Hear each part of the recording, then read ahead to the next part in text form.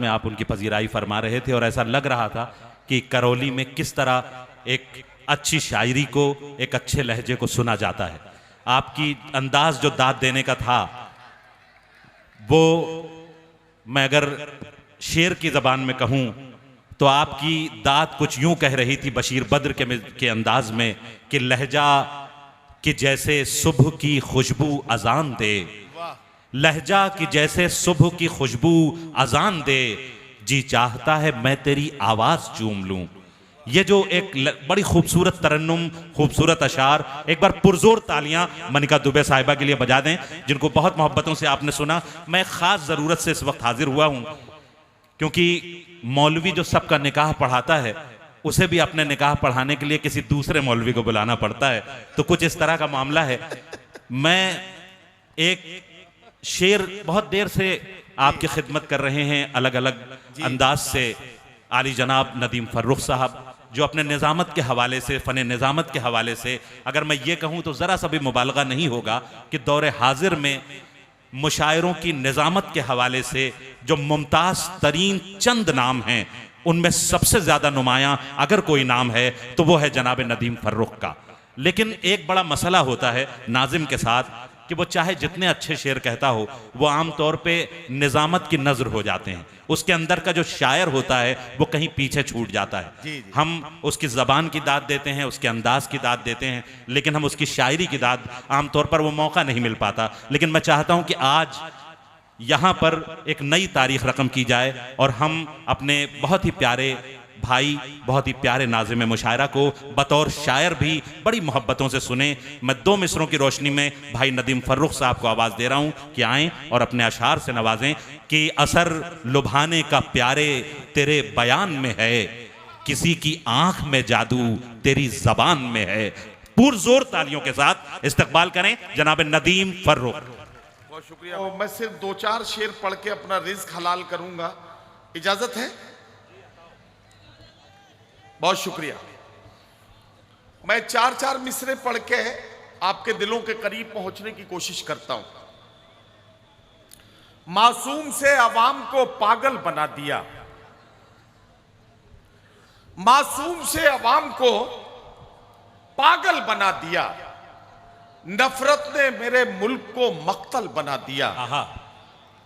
और जब भी बिछाई वक्त ने शतरंज की बिसात, पैदल को शाह, शाह को पैदल बना दिया। क्या कहने, क्या कहने। जब भी बिछाई वक्त ने शतरंज की बिसात, पैदल को शाह, शाह को पैदल बना दिया। चार मिसरे और सुन ले कि सुबह मगरूर को वो शाम भी कर देता है, सुबह मगरूर को वो शाम भी कर देता है, शोहरतें छीन के गुमनाम भी कर देता है। वक्त से आंख मिलाने की हिमाकत न करो, वक्त इंसान को नीलाम भी कर देता है। अरे भाई वाह वाह वाह वाह वाह, क्या वक्त से आंख मिलाने की हिमाकत न करो, क्या कहने, वक्त इंसान को नीलाम भी कर देता है। चार मिसरे और सुन ले कि अगर जबान अता की है तो सदा भी दे, वगरना हरफे गलत की तरह मिटा भी दे।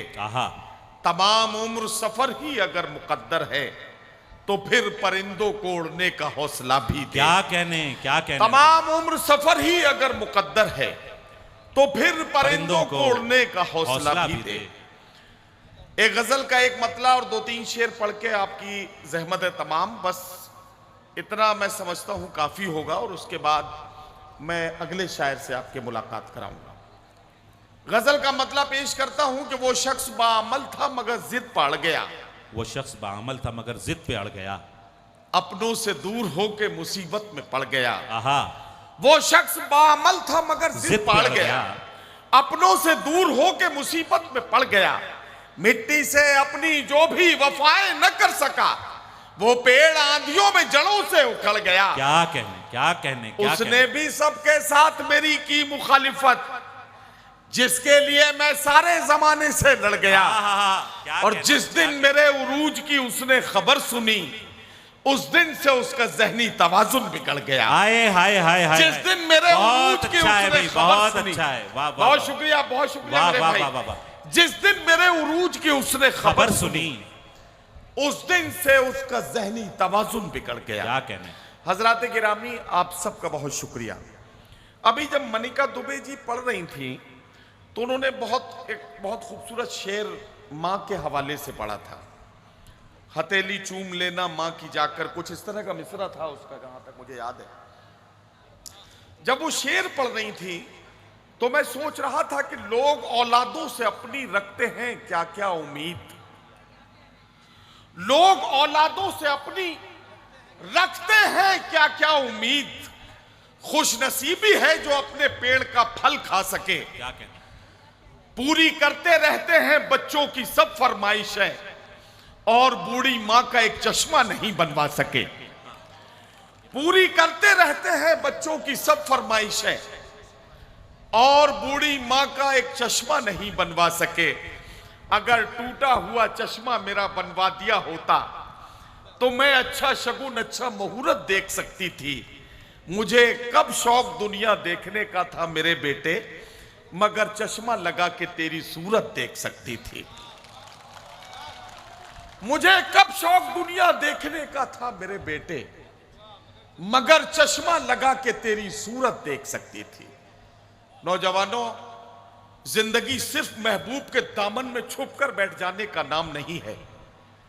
जिंदगी की सच्चाइयां जब आवाज देती हैं तो हमें और आपको हंसने और मुस्कुराने के अलावा भी जिंदगी की सच्चाइयों से आंख मिलाने का वक्त आता है तो उसके सामने हमें खड़ा होना ही पड़ता है। अदम गौडवी ने कभी कहा था कि भूख के एहसास को शेरों सुखन तक ले चलो, या अदब को मुफलिसों की अंजुमन तक ले चलो। जो गजल माशूक के जलवों से वाकिफ हो गई उसको अब बेवा के माथे की शिकन तक ले चलो। माशूक के जलवों से बेवा के माथे की शिकन तक का सफर जब गजल तय करती है तो गजल का लहजा किस किस तरह से बदलता है, इसका अंदाजा अगर आपको लगाना है तो आइए मेरे साथ चलिए इस मुशा